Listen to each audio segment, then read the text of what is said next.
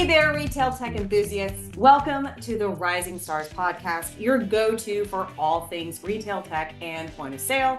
I'm Kate Orara, Partner Development Manager at Star Micronics, and I'm excited to guide you through this journey. Here we dive into the latest innovations shaping retail, hospitality, and cannabis industries. So whether you're a techie or a business owner, this is your backstage pass to insider knowledge. Join me and the Star Micronics team as we innovate and rise together. Welcome back to another episode of Rising Stars podcast. I'm your host, Kate Orara, and I'm really excited. I have got a good old industry friend of mine, a really good partner of Star Micronics, Paul Leduc, CEO at Globe POS, with me today. Paul, how are you? I'm great. How are you? Nice to see you again. Good to see you as well. Good to see you. And I'm super excited to talk with you. We've had a conversation.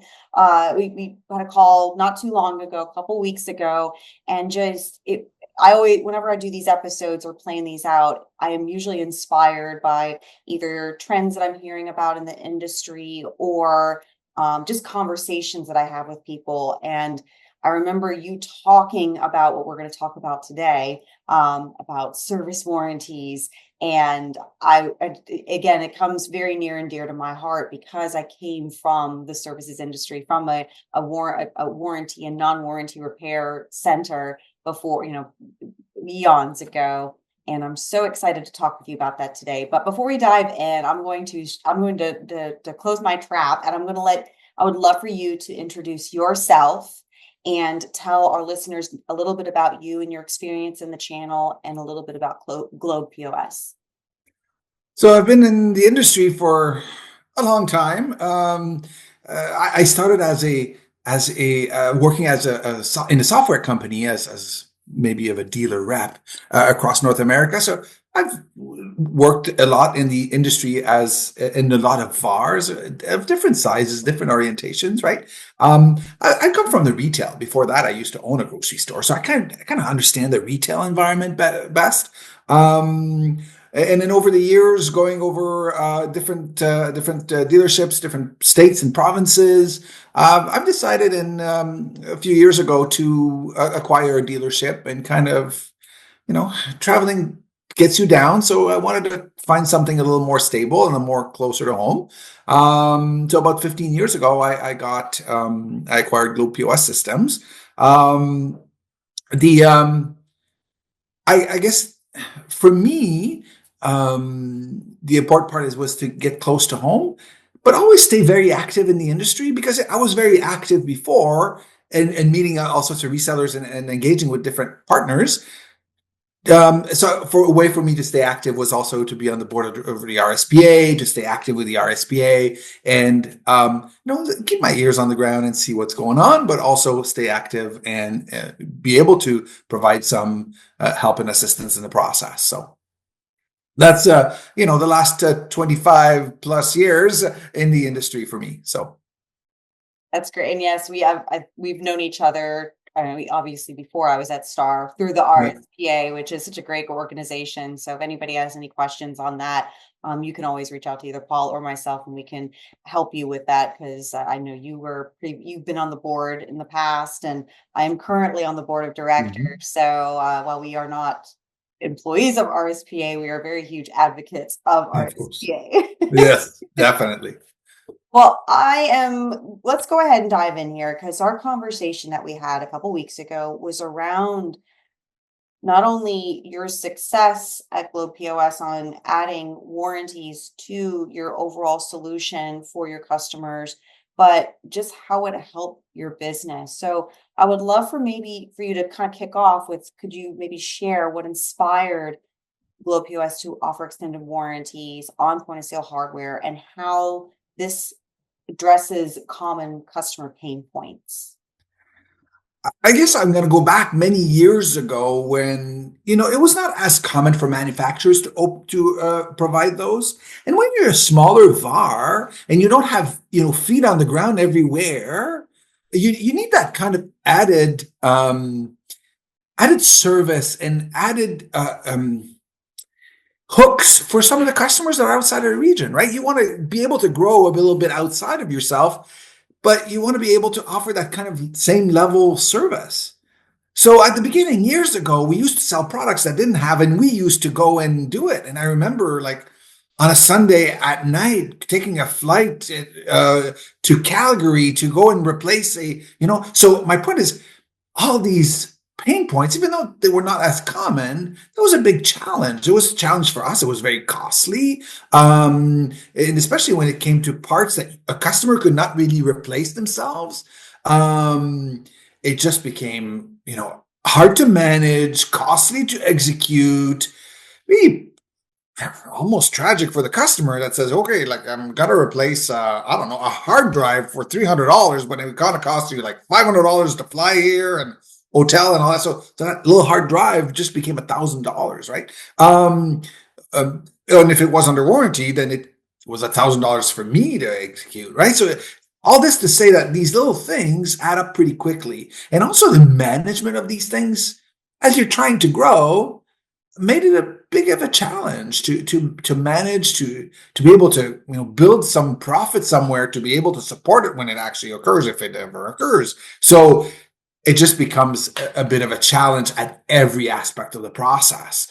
So years and years ago, about 8, I would say, manufacturers were starting to kind of offer those types of add-on services more actively. I know, bigger players already did, but they were very expensive for the resellers and expensive for the end users.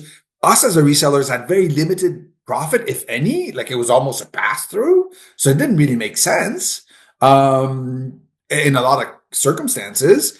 So it made it kind of, again, unattainable for the smaller resellers and the smaller merchant, the guy that only had 1 or 2 terminals that wanted to have the peace of mind.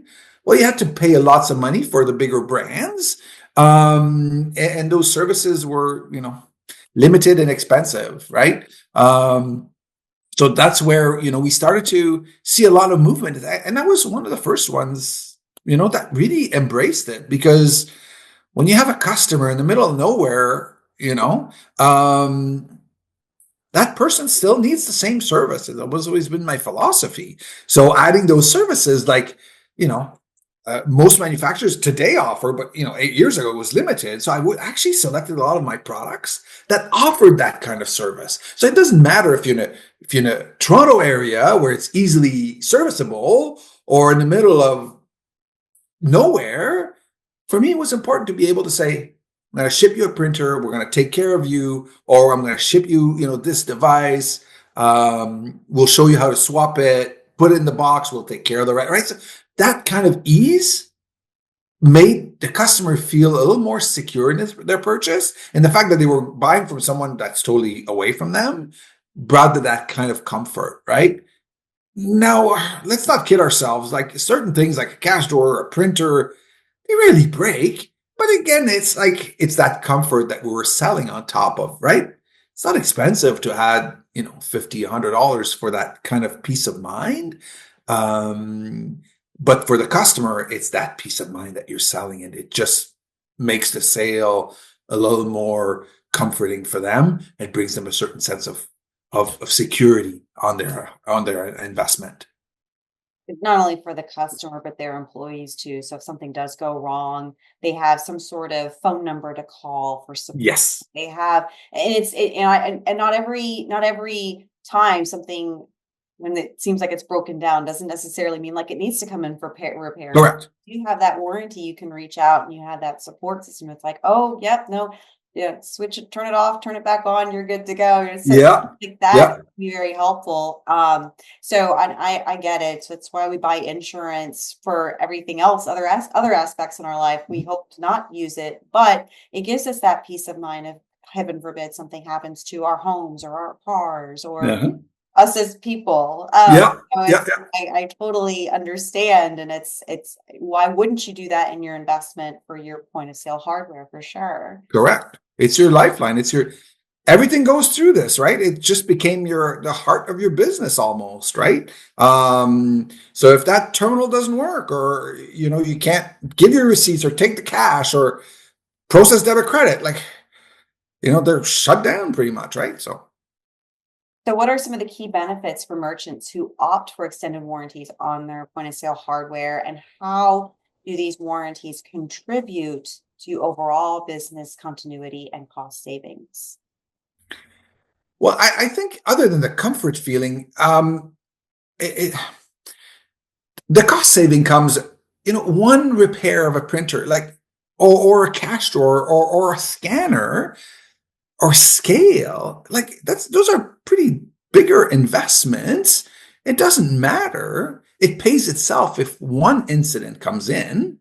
So the cost saving and the benefit, also the fact that, again, my scanner doesn't scan, the light doesn't come up. I have a number to call, and I know I have someone at the other end that can help me and guide me. Whether it's us as a service provider, or we have access to the manufacturers, hey, I can't figure it out. It makes a difference.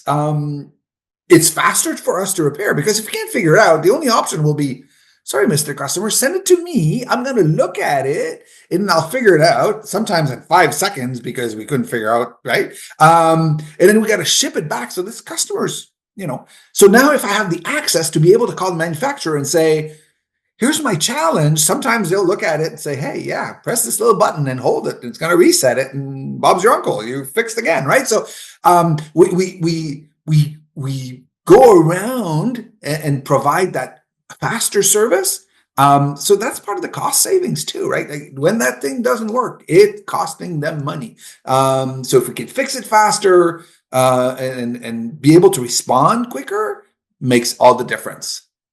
Yeah, if they're not taking a transaction, that's a sale lost. Oh, exactly. And Exactly. depending on how long it's down, that's numerous sales lost. Uh-huh. And I remember, again, going back to my days of working in the services industry. I mean, we did a lot for hospitality and restaurants during their rush, their dinner rush, their lunch rush. Oh my goodness, if things were not functioning, oh, it was my phone lit up like a Christmas tree. Oh yeah. Oh yeah. So, but I mean, we were usually able, again, because we had service and we had technicians, we're like, don't worry, we got someone that can take care of you. But because Yep. they did have that service warranty, they had someone that they could reach out to for that support. We did everything we could over the phone, and then we dispatched someone on site to take care of it within 4 hours. Oh yeah. So, And imagine you're on the phone now and you can fix it in 20 minutes, makes all that extra difference, right? Yes. absolutely. So, based on your experience, what are some of the most typical issues or failures encountered with point of sale hardware, and how does it having an extended warranty mitigate these challenges for businesses?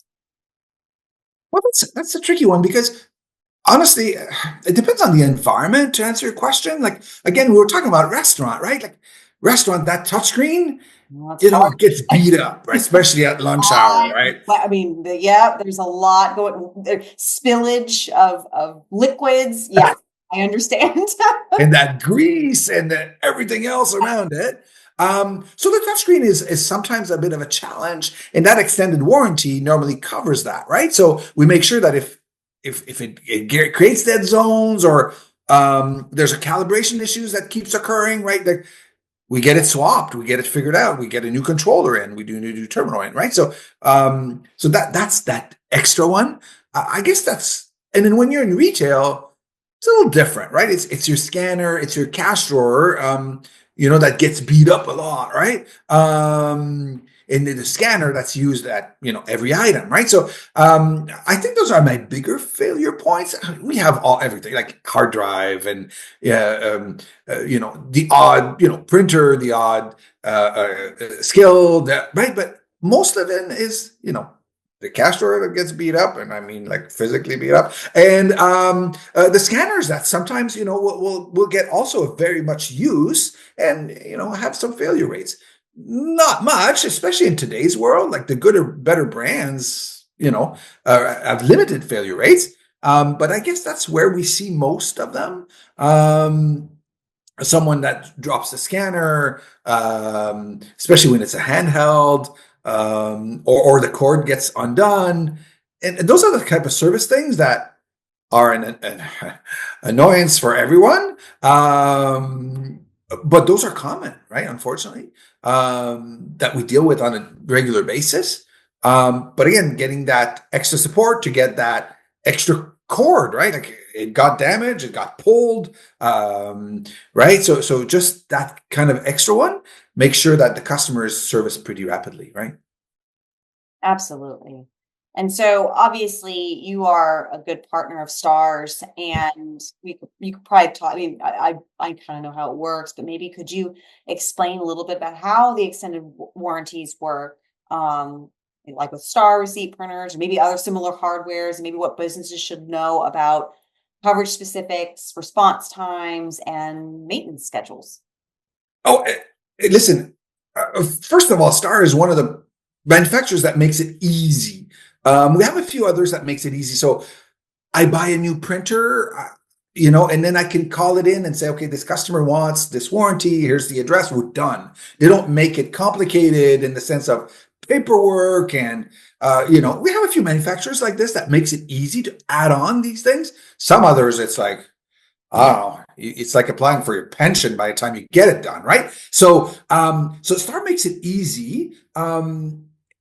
And also we have access to them now. Um, and Star's been good in the sense that, it's been a year and a day and they didn't get their warranty. Like they'll still support us. But all in all, like 2 years in, we call in, we give them the serial number. They guide us through the process, whether it's a maintenance process. Here's the information. You want me to guide you through it the first time? No problem. They'll be there. And if it's actually, it happened not very often, but a broken printer or a print head, like it took no time. They did an advance exchange, shipped it over, get the customer to put it back in the box. We helped the customer or they helped the customer to do the swap, and we're done. Like it's seamless for the customer. But 80% of the time they help us because, that printer, something happened, got reset, and we can't figure it out. They help us go through the process of figuring it out and supporting us, right? So a lot of manufacturers will say, "Oh, here's the knowledge base and good luck." No, iStar takes that extra moment to stay on the line. Do you need assistance? So they've been really good to us as a manufacturer, where we have a few, but very few that kind of goes that extra mile. As I said, a lot of them will just, here's the knowledge base and figure it out and hope you don't mess it up because then you're, you know. But the process is simple, from the purchasing all the way to getting it, supported or repaired. Think it goes a long way, not just to make sure that something is up and running, but making sure that and I've talked about this numerous times on partnerships and all of that stuff, but just that trust. I mean, service, there's a huge sense of trust that your customer should be putting into you, and you can't break that. Like, you need to be there for them, because when something is down, it is dire. And Oh, yes. it's very, they don't call you when everything's working. "Oh, I just love you. I just wanted to let you know that I'm having a great day. Yes. My doing a wonderful job." They never call you that. They only call you when it's like, "Hey." Yeah. Yeah. Yeah. Yeah. So It's as technology and retail environments continue to evolve, because we are seeing that I think it just gets faster and faster, every single time I look. How do you see the role of extended warranties evolving in the point of sale industry, and what additional value is Globe POS going to offer in the future to keep up with the pace of these changes? but we always talk about changes in the sense of new things. In the POS world, we're still, a little behind some stuff, right? We're still using serial ports. We're still using some older technology that's a little more secure for our environment, and that's one of the reasons. But same Star printer, I got customers that's been using it for 8, 9, 10 years, and they're working. So there's no way they're going to change it unless, there's a real need or a real benefit to them. A lot of the technologies are maintained and long term in our world, right? Like again, we talk about POS terminals, like they're 7, 8 years. You don't keep your laptop for more than 3, right? So again, that technology, as long as manufacturers on the hardware side, have a bit of a vision. A lot of the hardware sticks around a long time, so it's got to be ready for the future. A lot of the changes that we've seen is more on the service and on the software side lately, especially not just AI, but a lot of new features on the software, the point of sale software and the software technologies around it, a lot of the reporting and analysis that goes around. But in terms of the hardware, it's pretty much the same. And as I said, like most of our customers, if they love a product, like you almost have to pull it out of their hands, right? Like, so the longer term, the important, and that's where the extended warranty for me gets really, really important. If I can say to the customer, here's your printer, or here's your cash drawer, here's your scale, and here's 5 years of warranty on it for X dollars, they buy it up because they know most of the times they'll keep it for at least 5 years, right? When it's a brand and a product they recognize. And that makes a difference. Uh,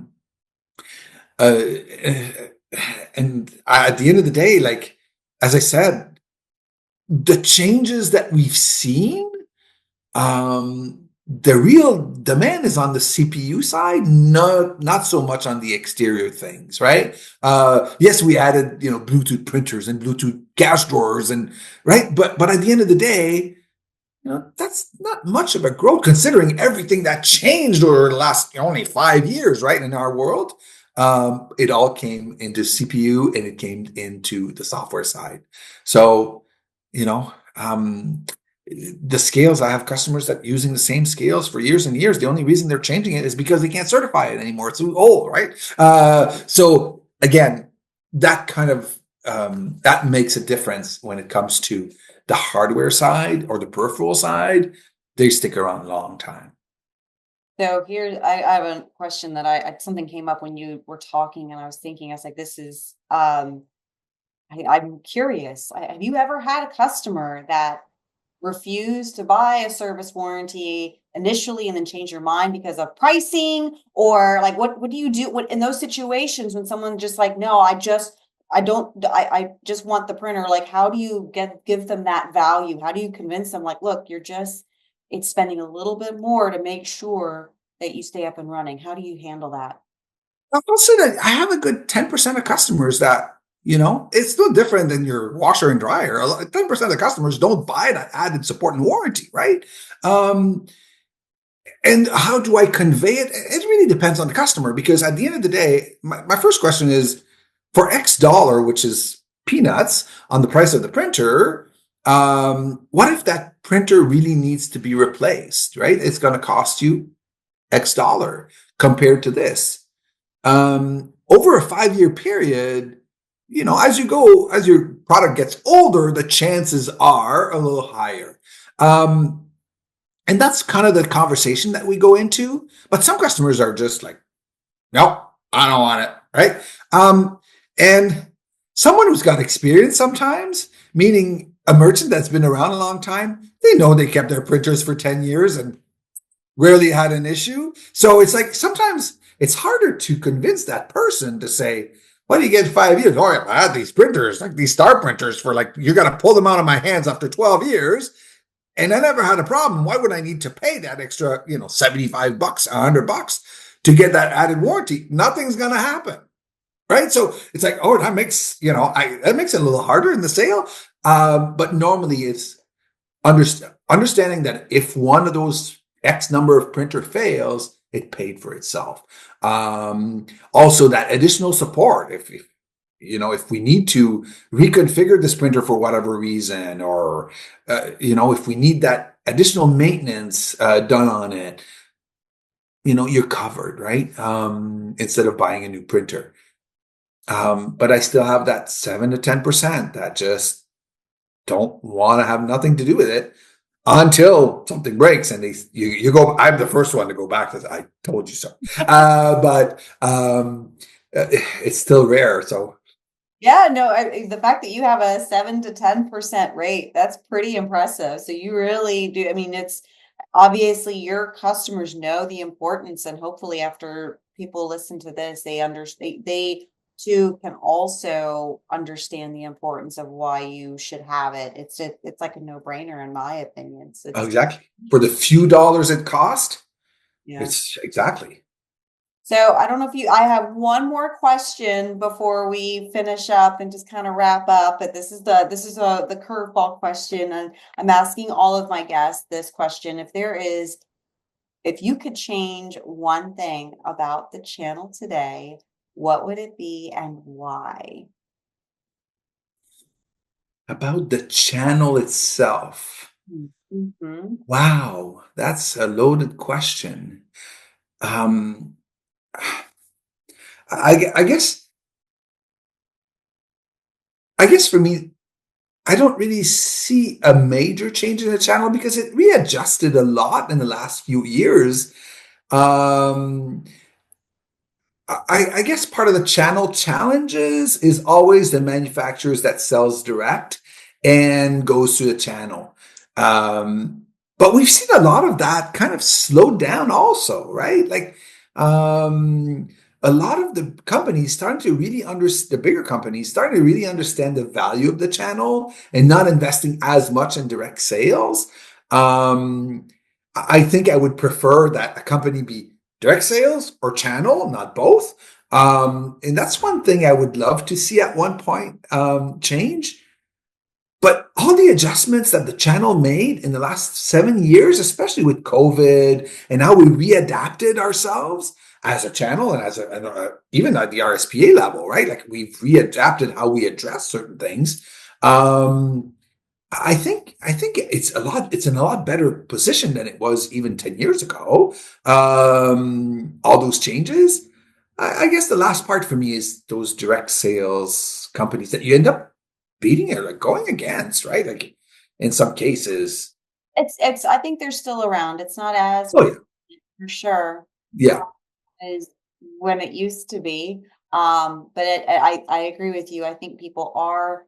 I'm a huge channel advocate. I have worked direct with partners or with end users and stuff like that in the past, and I definitely see the value of the channel. I think it's good to have contact as a the manufacturer. It's still good to have communication with the end user, just so it's good to Yes. them and build that relationship. But as far as the execution of purchasing the hardware, the implementation, all of the rollout, it's much better to go through the channel for sure. And I always tell customer, like I've always told end user, like you're gonna get the same support, that you're gonna get more support probably, and you're gonna get this, it's the same pricing no matter what. So you're better off going, you're gonna get a better deal if you go through the channel versus trying to come to me direct. Yes. Yes. And that's an important part for me as a partner to understand that. But on the other hand, a customer sometimes will get the false impression that dealing with the manufacturer will be better than going through a reseller. And a lot of times, I spend some time explaining to the end user that they're not necessarily equipped to handle the cashier, right, on lane 5 that has a problem. They might be, they're equipped to sometimes deal with the IT manager but they're not always equipped to get the call volumes that each store or each location of each cashier could create, right? So I guess that's a bigger difference in the sales process. So, I understand. Well, thank you so much for your time, Paul. How can people reach out to you? What is the best way for people if they want to learn more about Globe POS, talk with you, collaborate with you? What's the best way for them to reach you? visit our website, globepos.ca, or write me a little email, paul@globepos.ca. I'll be happy to engage and provide all the information they require. Perfect. Well, thank you again so much for your time, Paul. Thanks for all that you do in this channel. We really appreciate it. You're definitely one of the top leaders in the industry, and I appreciate you taking the time to speak with me today. Well, it was really nice to see you. Thank you very much, and we'll talk soon. Sounds great. Bye, Kate. And that is a wrap for this episode of the Rising Stars podcast. A huge thanks to our incredible listeners for tuning in and to our phenomenal guests for sharing their insights. Don't forget to subscribe, rate, and leave a review. Your feedback fuels our journey to bring you the best in retail tech. Stay connected with us on social media for updates and behind-the-scenes content. As we sign off, remember the future of retail technology is in our hands, and together we are shaping it. Keep innovating, keep rising, and until next time, this is Kate Orara signing off. Together, we rise.